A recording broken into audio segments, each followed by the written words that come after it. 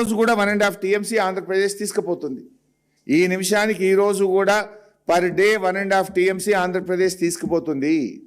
ENC గారి లేఖ ప్రకారమే ఇవాళటికే ఆంధ్రప్రదేశ్ తన కోటాకు మించి 16 టీఎంసీల నీళ్లు ఇప్పటికే తీసుకుపోయింది. అదనంగా 16 టీఎంసీలు తీసుకుపోయింది. ఈ రోజు కూడా నీళ్లు పోతా ఉన్నాయి. మరి రేపు మన పరిస్థితి ఏంది? మన రాష్ట్ర పరిస్థితి ఏంది? రేపు హైదరాబాద్ మంచినీళ్ళకి ఇబ్బంది రాదా? రేపు మా నల్లగొండ, ఖమ్మం, మా మహబూబ్ నగర్ రేపు పంటలు ఏం కావాలి? మా కల్వకుర్తి కింద పంటలు ఉన్నాయి, నాగార్జున సాగర్ ఎడమకాలం కింద పంటలు ఉన్నాయి, ఏఎంఆర్ ఎస్ఎల్బీసీ కింద నల్లగొండలో పంటలు ఉన్నాయి. ఈ పంటలన్నీ ఏం కావాలి?